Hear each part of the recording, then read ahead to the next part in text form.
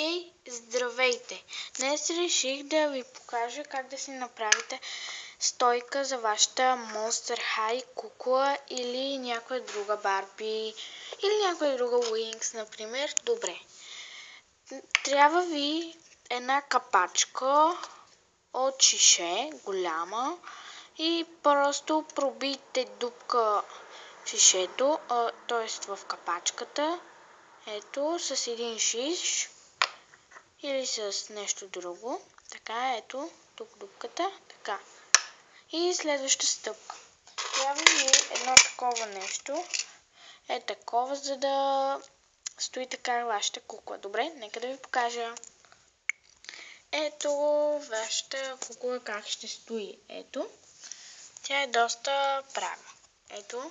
И ето аз съм завързала около това шишче и куклата е така. И е чудесно. Ето куклата стои права. Ето просто така. Вашата кукла си има чисто нова стойка. Ето как съм завързала тук. Около гърба на куклата и около коремчето й. Така. Тези обувки не знам дали ви харесват. Оп, така. Тези. Те ги обличат. Много лесно ги обличат, но Дженифър не може да облича тези. Иначе е така. Добре. Не знам, дано да ви хареса тази стойка за вашата кукла.